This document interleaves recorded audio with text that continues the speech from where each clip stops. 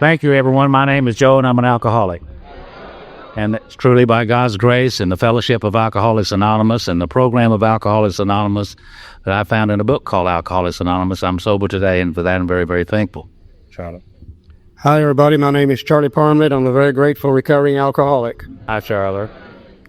Because I'm a member of the Fellowship of Alcoholics Anonymous, and by the grace of the power that I found in the 12-step program of Alcoholics Anonymous, I haven't found necessary to take a drink for 10,516 days today, one day at a time, and for this I'm grateful. Great to be here. Joe leaned over a while ago and he said, "Charlie, this is one of the finest looking bunches of sick people we've seen in a long time." Isn't it, Barry? We always like to say as we start one of these things that we do not consider ourselves to be the gurus of the big book Alcoholics Anonymous. We don't consider ourselves to be the experts on anything at all. We're just two old drunks, met together several years ago, found we had a mutual interest in the big book. We've studied it together for quite some time. Hopefully, we've learned a few things about it. And those few things we've learned about it, we just love to be able to share them with other people. We do not attempt to speak for AA as a whole, and you are most certainly free to agree or disagree with anything that we say throughout the entire weekend as you see fit. In fact, if you hear us saying things that can't be reconciled with what's in the big book Alcoholics Anonymous, we suggest you just don't pay any attention to those things. And we will do our best to keep most of our conversation centered on the book itself. If we're going to study the big book Alcoholics Anonymous, which of course that's what we're here for this weekend, I think it would be well if we would go back and look at just a little bit of the history behind the book, be able to see what happened to some of the first people that put this thing together. And by looking at that history, then it's going to make it a lot easier to understand the book itself as we go through that. And what we like to do to look at some of the history is go to the forward to the second edition, Roman numeral 15, and we'll start with the last paragraph on that page. So everybody that's got your books, if you're ready, Roman numeral 15, and the last paragraph on that page, Joe. One of the things that's helped me over the years in studying Bill's writings, and he does this in most all of his writings. If you kind of follow along with what he does, and you help you understand some of his writings. For instance, he'll always tell us what the problem is. Then he'll just tell us a solution to that problem, and then he'll give us a practical program of action to implement the solution that he just described. He does that in most all cases in his writing, so that kind of helped me in understanding how Bill writes. So the bottom of the page on Roman numeral page 15, he said the spark that was to flare the first AA group was struck in Akron, Ohio in June 1935 during a talk between a New York stockbroker and an Akron physician. Now, we know that New York stockbroker to be this fellow named Bill Wilson. I think we're treating Bill pretty good when we call him a New York stockbroker. He really wasn't. He was a New York City stock speculator. He made his living out of selling fast talking to slow-thinking people. I don't want to take anything away from Bill because he's a great man. But I think we all need to realize that he's a real alcoholic, just like all the rest of us. And understanding that, it'll make it easier to understand the book. Because after all, Bill is the primary author of the book. The Akron physician is this fellow named Dr. Bob Smith. 6 months earlier, the broker had been relieved of his drink obsession by a sudden spiritual experience following a meeting with an alcoholic friend who had been in contact with the Oxford groups of that day. A little later on, we're going to get into Bill's story, and we're going to see in Bill's story where he had what he always called a vital spiritual experience in the town's hospital in December of 1934. But prior to him having that spiritual experience, certain things had to take place in Bill's life. And one of the things was that this meeting with the alcoholic friend took place in the latter part of November 1934. And this was a fellow named Ebby Thatcher. And Ebby Thatcher came with Bill and sat down with Bill in Bill's kitchen. And he gave Bill what turned out to be two vital pieces of information. He said, Bill, people like you and I who have become absolutely powerless over alcohol, if we're going to recover from that condition, we're going to have the aid of a power greater than human power. He said the doctors and the ministers and the psychiatrists have tried to help people like us, but the human power doesn't seem to be able to do the job. And he said we'll have the aid of a power greater than human power. And he said, I've been attending meetings with a group of people called the Oxford Groupers. And they told me if I could have a spiritual experience, that during that spiritual experience I would be able to find that power, and I would be able to recover from alcoholism. He said also they have given me a practical program of action, and they guaranteed me if I would follow that program of action, I would have the spiritual experience, I would find the power, and I would be able to recover from alcoholism. And he said, look at me, Bill. It's been 2 months since I've had a drink. Now, Bill knew about Ebby Thatcher, and he knew how Ebby drank. In fact, Bill had always said, if I ever get as bad as Ebby Thatcher, I'm going to quit drinking. And here's Ebby sitting in Bill's kitchen, and Bill is about 2/3 drunk, and Ebby's been sober for 2 months. This made a great impression on Bill when he told him of the solution, the vital spiritual experience, and he told him of the practical program of action necessary to have that spiritual experience. But that isn't everything Bill had to know. Let's go a little further. He said he had also been greatly helped by the late Dr. William B. Silkworth, a New York specialist in alcoholism, who is now kind of no less than a medical saint by AA members, and whose story of the early days of our society appears in the next pages. And from this doctor, the broker learned the grave nature of alcoholism. Again, as we get into Bill's story, we'll be able to see how as far back as the summer of 1933, Bill was placed in the town's hospital for withdrawal from alcohol by Dr. Silkworth. And after he had been in there a few days and his mind kind of cleared up, Dr. Silkworth sat down with Bill and began to explain to him his ideas about this thing concerning alcoholism. And he said, Bill, I do not believe that alcoholism is a matter of willpower. I do not believe it's a matter of moral character. And I don't think sin's got anything to do with it. He said, I believe people like you are suffering from an illness. And he said, it seems to be a very peculiar illness. It's a twofold illness. An illness of the body as well as an illness of the mind. And he said, I think what has happened to people like you is you have become absolutely physically allergic to alcohol. And it seemed to me as though any time you put any alcohol whatsoever into your system, it develops an actual physical craving, which makes it virtually impossible for you to stop drinking after you have once started. And he said, because of that allergy, which produces that physical craving, you'll never be able to safely drink alcohol again. And he said, you also have developed what we refer to as an obsession of the mind. And he said, an obsession of the mind is an idea that overcomes all other ideas to the contrary. And he said, it really doesn't make any difference how badly you want to stop drinking. From time to time, your obsession of the mind to drink will be so strong that it will overcome any ideas not to drink, and your mind will actually lead you to believing it's okay to take a drink. And he said, then you will take that drink, and then you will trigger that allergy, and you'll be unable to stop. He said, you can't safely drink because of your body. You can't stay sober because of your mind. Therefore, you've become absolutely powerless over alcohol. Now, Bill knew that in the summer of 1933, but knowing the problem didn't solve it, because if shortly after that his mind told him it was okay to drink. And he took a drink and triggered the allergy and drank for another year. In the summer of 1934, he was placed back in the hospital again to be withdrawn from alcohol by Dr. Silkworth.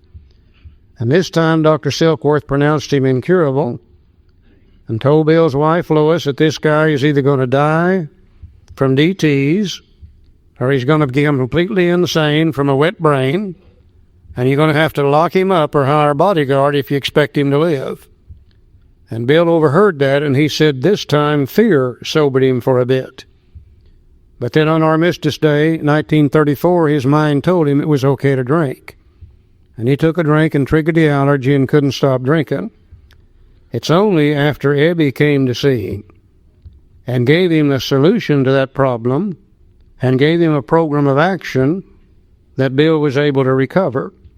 So basically, he had to know three things. He had to know the problem. He got that from Dr. Silkworth. He had to know the solution and the program of action. That came to him from Eddie. And then Bill was able to have his spiritual experience and recover from alcoholism. And Eddie began to take Bill to his Oxford Group meetings after that. And he says, though he could not accept all the tenets of the Oxford Group, he was convinced of the need of moral inventory, confession of personality defects, restitution of those harmed, helpfulness to others, and the necessity of belief in and dependence upon God, which were the tenets of the Oxford Group, which were later on expanded into the 12 Steps of Alcoholics Anonymous. Now, prior to his journey to Akron, the broker had worked hard with many alcoholics on the theory that only an alcoholic could help an alcoholic, but he succeeded only in keeping sober himself. After Bill got out of the hospital that last time, he began to try to help other people. He began to go out and seine them up out of the gutters and take them to these Oxford Group meetings. He began to go into the bars and dragging them off a bar stool and taking them to the Oxford Group meetings. Most of them didn't want to go, but he was taking them anyhow. He's trying to sober up the world. He had lots of enthusiasm. But after a few months of trying to do this, why, nobody was staying sober but Bill. And he went to Lois and he said, Lois, I'm trying to help these people, these alcoholics stay sober. Nobody seems to want to stay sober. And he said, she said, why don't you go talk to Dr. Silkworth and see what he has to say? So he went over to talk to Dr. Silkworth and told him the same story. And Dr. Silkworth said, yes, I've heard some of the shenanigans you're pulling out there on the streets. He said, Bill, you're staying sober, so obviously trying to help other people is helping you stay sober. And he said, you're talking to those drunks about that great spiritual experience that you had, and the drunk just won't accept that. He said, why don't you do for them what I did for you? Why don't you talk to them about the illness of alcoholism? Talk to them about the physical allergy and the obsession of the mind. Show them through your experience how that worked for you. And if they will accept that, then maybe you can talk to them about spiritual matters. He said, Bill, every alcoholic I know has two questions. Number one, why can't I drink like I used to without getting drunk all the time? And number two, why can't I quit drinking now that I want to? And he said, if you will explain to them the exact nature of the illness, tell them about the physical allergy of the body and the obsession of the mind, you'll get their attention. And he said, then after you get their attention, you can talk to them about spirituality. But tell them what the problem is first. Our book said the broker had gone to Akron on a business venture which had collapsed, leaving him greatly in fear that he might start drinking again. He suddenly realized that in order to save himself, he must carry his message to another alcoholic. And that alcoholic turned out to be the Akron physician. And we all know the story of Bill going to Akron. He and some other guys had put a business deal together. They're going to take over one of the companies there in Akron just through a proxy fight. And while there, the whole thing blew up in their face, and his friends all deserted him and left him there in Akron, standing in the lobby of the Mayflower Hotel, low, sad, and depressed, counting the money in his pocket, realized he didn't even have enough money to pay his hotel bill. He happened to look through a door off the lobby into the bar, and I would assume probably the lights were low in the bar.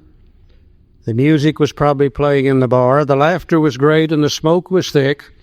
And Bill's mind said, I believe I'll go in there and be with people of my kind, and I'll feel better. And as he started through the door, his mind began to think about taking a drink. And Bill suddenly realized that if he went in that bar, he was going to end up drunk. But he remembered how back in New York City, every time he'd tried to help another alcoholic, even though he had failed with them, every time he had tried, he himself had felt better. So he said to himself, what I better do is find me a drunk here in Akron to talk to. Made a few phone calls, came in contact with a lady named Henrietta Seiberly. And Henrietta said, yeah, I know a guy that you can talk to. Said, let me call him and see if I can't set up a meeting for you. So she calls Dr. Bob's house and got hold of Ann Smith, Bob's wife, and said, there's a fellow here from New York City. that says he may have a possible means that Dr. Bob could recover from alcoholism. Can you bring Dr. Bob over for a visit? And Ann said, well, I'd like to.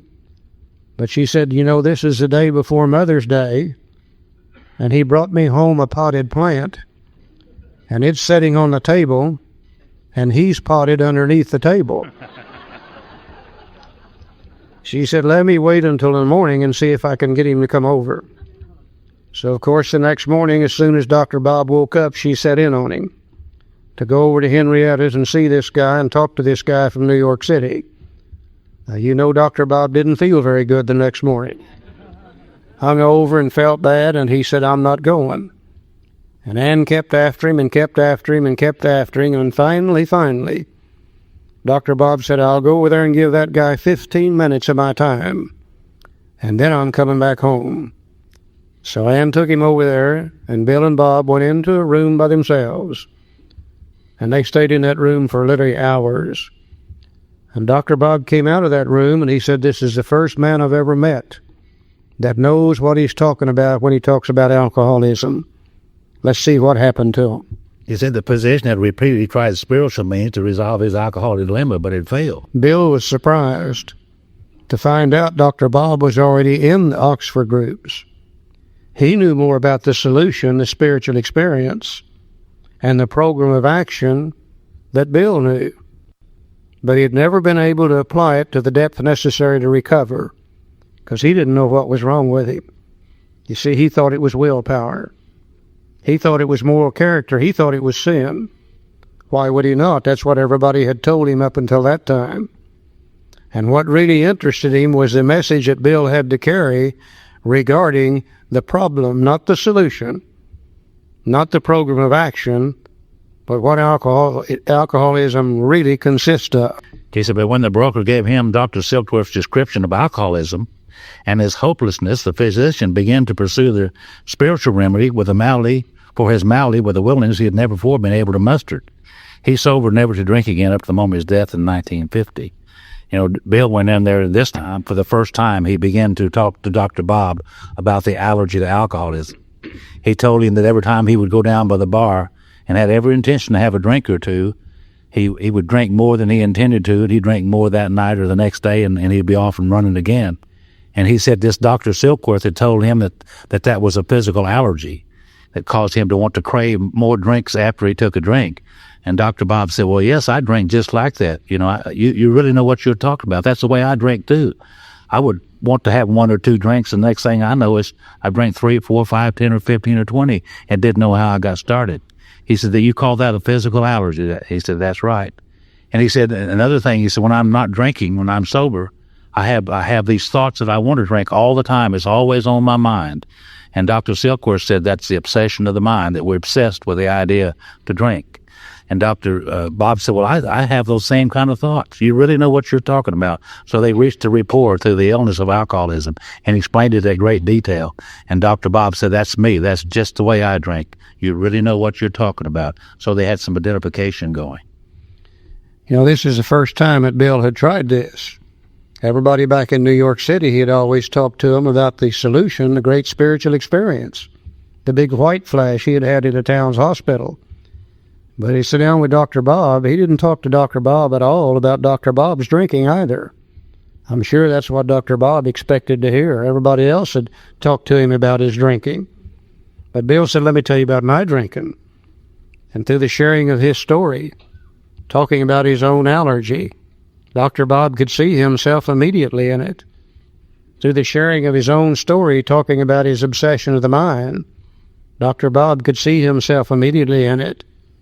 And he could see where he had become absolutely powerless over alcohol. And for the first time, he was completely defeated when it comes to alcohol.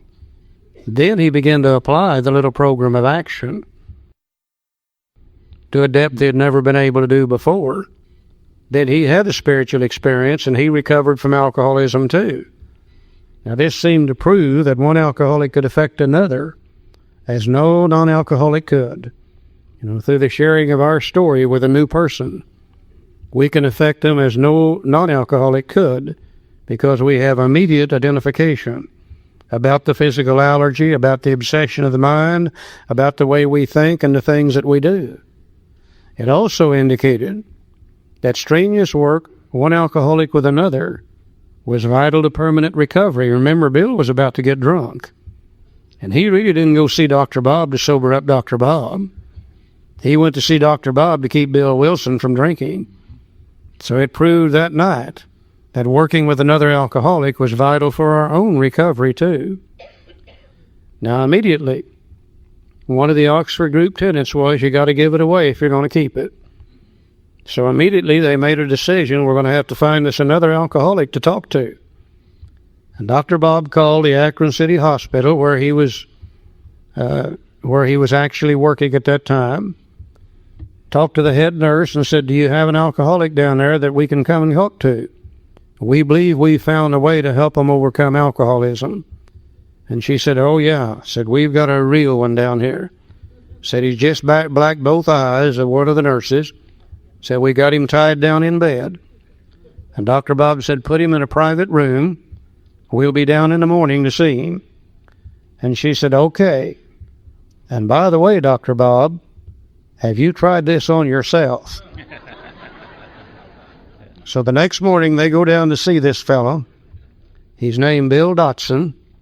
And you see the picture in AA rooms all over the world of the man on the bed. And this is Bill and Bob sitting there talking to Bill Dotson. Now, they didn't talk to Bill Dotson about Bill Dotson's drinking.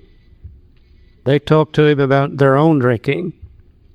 And through the sharing of their stories, Bill Dotson could immediately see what his problem was. See, he had never known about the allergy and the obsession of the mind. He could accept the fact that he was absolutely powerless over alcohol, and he would have to have the aid of a power greater than himself in order to recover. They began to talk to him about the need for the spiritual experience, how they had found that necessary to apply those things in their lives in order to recover. They told him how they applied the little program of action and the results that they got.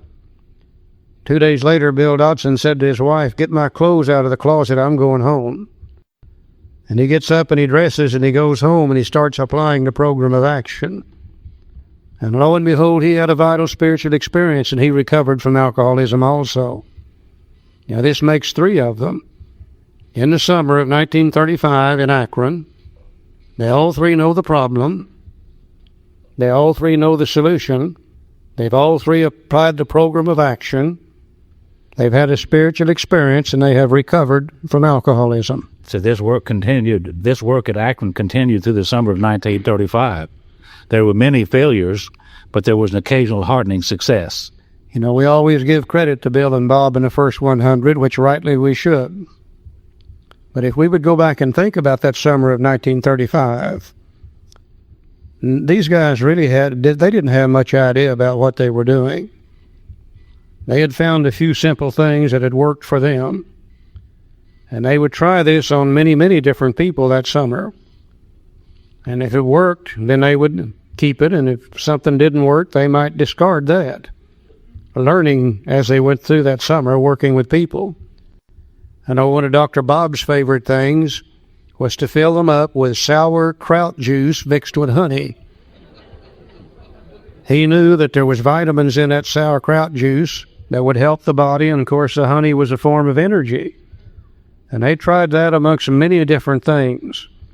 And every once in a while, one of these guys would fall over dead.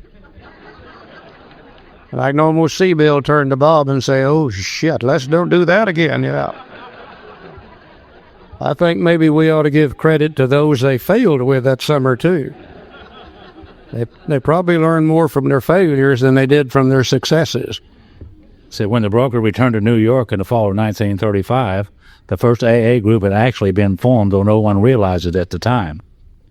You know, this little group of alcoholics that was going to the Oxford group, you know, they were having troubles with the Oxford group because the Oxford groups had 4 absolutes. And the drunks were having trouble being absolutely anything, as we well know. They couldn't practice that. And it seemed like that these drunks liked to stand off in a corner someplace and drink coffee and smoke cigarettes and tell stories, not necessarily mix in with the other Oxford group meeting members. So they began to call them the drunk squad of the Oxford groups. and that's what they like, to separate themselves from the normal Oxford group members. The book says a second small group had promptly taken shape at New York. When Bill went back to New York City, he began to apply there what he had learned in Akron. Instead of talking about spirituality, he talked to the new people there about the exact nature of the illness. And sure enough, he got their attention. Some of them began to respond, and a second little group started in New York City. And besides, there were scattered alcoholics who had picked up the basic ideas in Akron or New York and were trying to form AA groups in other cities. By late 1937, the number of members having substantial sobriety time behind them was sufficient to convince the membership that a new light had entered the dark world of the alcoholic. In the summer of 1937, Bill was back in Akron, again on a business venture, and he decided to go by and see Dr. Bob and see how things were going in Akron. And they sat down in Dr. Bob's kitchen and they counted the number of people they knew that were staying sober based on these three little pieces of information. And they found approximately 40 people sober. And I think this is the first time that they really began to realize maybe we really have found the answer to this thing called alcoholism. And if we found the answer, then we need to get it to as many alcoholics as we possibly can. So the question immediately becomes, well, what's the best way to do that? And maybe this is the beginning of the group conscience. Because Bill and Bob decided they didn't want to make that decision themselves. It was too important. And they called a meeting of the Oxford group there in Akron. And at that meeting that night, there was 18 people there, some alcoholic, some non-alcoholic. And the topic of conversation was, how can we best carry this message of recovery to the greatest number of people? Now, they decided that night to do three things. In those days, you could hardly get an alcoholic in a hospital for detoxification. Any doctor that put one in there had to lie about their condition. Alcoholism wasn't very popular in the 1930s, that's for sure. So they decided, now remember, this is in the midst of the Depression now in 1932. Nobody has a dime, hardly at all. And they decided what they needed to do was to build a chain of hospitals stretching all the way across the United States, where any alcoholic that needed it would be able to have detoxification. I would assume Dr. Bob was going to be the head doctor. They also felt that this little message of recovery they had was so vital that not everybody could be entrusted with carrying it correctly. So they decided they needed to hire a group of individuals, train them, and then let them spread out across the United States, more or less as missionaries to carry this message of recovery. I would assume Bill Wilson was going to be the head missionary too. Then they said, you know, the Oxford groups have written a lot of books, spiritual in nature, and they've been very popular. Back in the 1930s, people read a lot of books. This was in the days before television. There really was a time before television, believe me, there was. And they felt that if they could come up with a book on alcoholism, what it is and the solution to it and a way to bring that about, the first comprehensive book on alcoholism the world had ever seen, that then surely this book would become one of the world's greatest bestsellers. And they can take the profits from the book and build the hospitals and train the missionaries. That was one reason behind the book. But I think the main reason behind the book was that they had already noticed, carrying this message one-on-one, one person to another, that it already had begun to be changed. And you know how people are. When we hear something good, well, we like to repeat it. But we'll usually add just a little bit to it. And then the next one will add a little more and a little more and a little more, and after a while it doesn't resemble the first thing. And they said what we really need to do is take these three pieces of information about the problem, the solution, and a program of action, put it down in a written form where it will no longer be changed, no longer be garbled, and any alcoholic anywhere in the world in the future would have this same information and it would be pure. And they made the decision that night to write the big book, Alcoholics Anonymous. Now, thank God, only one of the three things they decided that night came true. They never did get to build the hospitals, because the book didn't make very much money in the beginning. They didn't get to hire and train the missionaries, but they did get to write the book. So this determination bore fruit in the spring of 1939 by the publication of this volume. The membership had then reached about 100 men and women. And after they wrote the book, they sat down one night at a meeting and they were trying to determine what they're going to call the book. They needed the title for the book. Someone said, well, let's call it The Way Out. That sounds like a pretty good name for a book. They did some research on that some later, and they found out there were some 10 or 12 other books called The Way Out, so they discarded that. Somebody else suggested, well, let's call it Comes the Dawn. Now, that sounds like a pretty good title for a book. And they discussed that a while and kicked that around and decided not to do that. Somebody said, let's call it 100 Men. Now, that really sounds like a good name of a book. Well, then a woman joined the group. Well, they couldn't call it 100 Men and a Woman. So they discarded that idea. Bill suggested that, hey, let's call it the Bill W. Movement. They discussed that about 5 minutes and kicked that out. And then one evening, someone suggested that we're alcoholics and we want to remain anonymous. How about Anonymous Alcoholics or Alcoholics Anonymous? That caught on. And that's what they call the book, Alcoholics Anonymous. And the first Alcoholics Anonymous that the world has ever seen was a book called Alcoholics Anonymous. And it says here, this fledgling society, this drunk squad of the Oxford group, which had been nameless now, began to be called Alcoholics Anonymous from the title of its own book.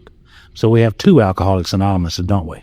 We have a book entitled Alcoholics Anonymous, and then we have a fellowship entitled Alcoholics Anonymous. Two AAs, and we still have that today. Now, I think this is very important for us to think about. This group of people who had been nameless, or who had been known as the drunk squad of the Oxford groups, wrote a book, and in that book, they put their program of recovery. And they called the book Alcoholics Anonymous. Then after the book was published, they then decided to call themselves Alcoholics Anonymous.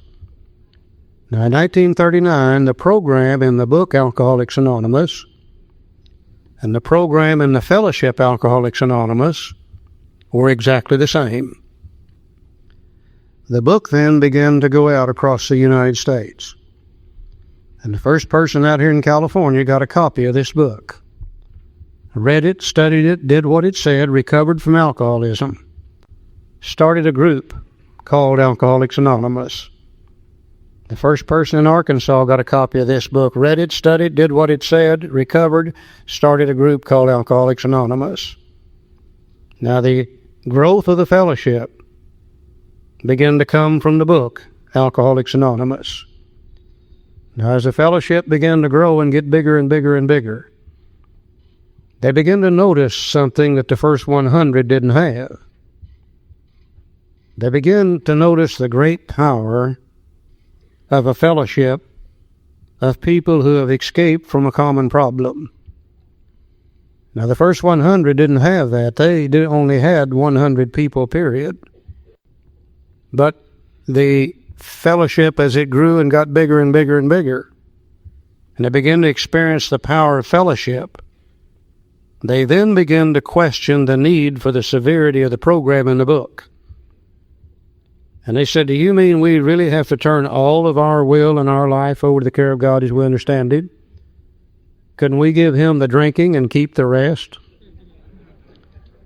Do you mean we're going to have to share all of our life story with another human being? Hell, God already knows about it. We know about it. Why tell somebody else? They begin to say, you mean we have to have God remove all of our character defects? Hell, we won't have any personality left if he does. And they begin to talk about, do you mean we have to make amends to all those people we've harmed? And they begin to say such things as, well, maybe we don't need to do every bit of that. Maybe we could take some of it and leave some of it. Maybe we can do it cafeteria style. Pick what we want and leave that we don't want. And then along about that time came the great advent of the treatment centers. Now, please don't get us wrong. We have nothing against the treatment center. They serve a worthwhile purpose. But in the treatment centers, people begin to hear some other type of words and some other languages. They begin to go into a group therapy thing, and they begin to sit around the tables and talk about their problems, and they begin to develop such terms as a dysfunctional family. And they begin to use such words as chemical dependency. And they begin to talk about significant others. And they begin to discuss meaningful relationships. And they begin to talk about dysfunctional sex. And they begin to talk about this and they begin to talk about that. And the program in the treatment center wasn't like the program in the book Alcoholics Anonymous. Well, naturally, the new people from the treatment centers coming into AA wanted to talk about what they knew to talk about is what they had learned in other places. And slowly, the program and the fellowship began to change.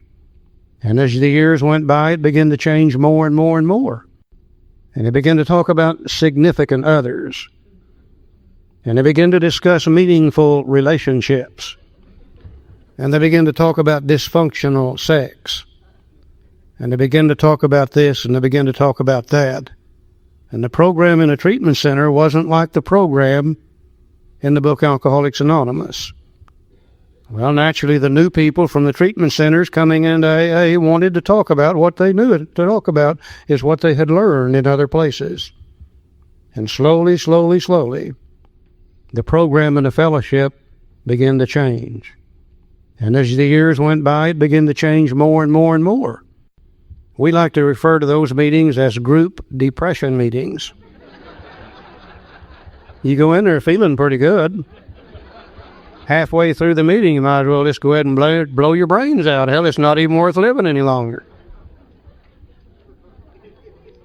So what we're going to talk about this weekend is not the program in the Fellowship of Alcoholics Anonymous today.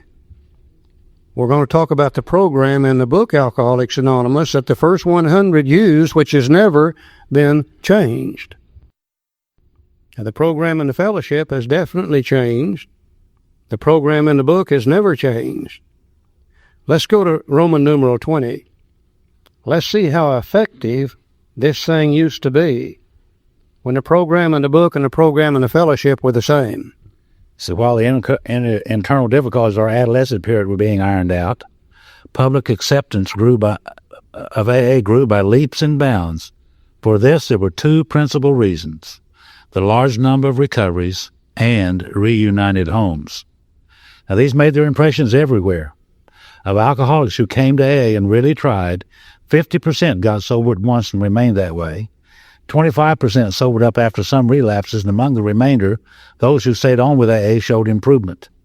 Other thousands came to a few AA meetings, at first decided they didn't want the program, but great numbers of these, about 2 out of 3, began to return as time passed. If my math is correct, that's 75% of those people who came to AA in the early days and worked the programs in the book stayed sober eventually. I don't know in my area, I don't know what it's like in your area, but we can't talk about 75%. We can't talk about 50%. We can't talk about 25%. I doubt if we could talk about 10%, truthfully. And the reason for that, I believe, is that the Fellowship of Alcoholics Anonymous got away from the program that's in the book called Alcoholics Anonymous, and that worked. And so what we're going to do this weekend, as Charlie said, we're going to talk about the fellowship that's in the program called Alcoholics Anonymous, and we're going to ask each and every one of you to go back to your groups and listen to the conversation that you hear around the tables and see how closely it tallies with the program that's in the book called Alcoholics Anonymous. And if it doesn't, we suggest you do something about it. That's our charge to you this weekend. You know, a lot of we older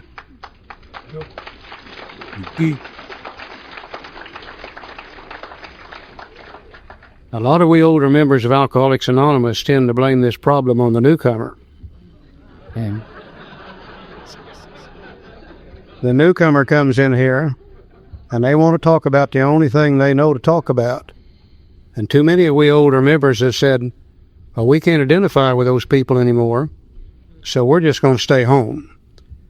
And we've abdicated our responsibility for Alcoholics Anonymous. We've turned it over to the sickest of the sickest, who are the newcomers. And then we stand back and say, look what they're doing to our AA. Now, I think that's our responsibility, to be sure that every newcomer that walks in the door, that we tell them that stuff you've learned, wherever you learned it, is probably good information, but that is not AA information. Here's AA information. And we start talking about the program of recovery in the book Alcoholics Anonymous. And we take them by the hand, and we lead them through this program of recovery so they can have a spiritual awakening also. I think they call that sponsorship. And that's sorely, sorely lacking in AA today. But I think that's our responsibility. It's not the responsibility of the new people. It's the responsibility of we older members. And we need to stand up and stand pat and insist that in our meetings we talk about alcoholism, recovery therefrom, the program in the book. And I'll just bet you we can see more people recover from alcoholism. Probably never will get back to 75%, but we can certainly do better than we're doing today. Now, we're not going to preach anymore. That's all the preaching for this entire weekend, I guarantee you. Hope you don't believe that.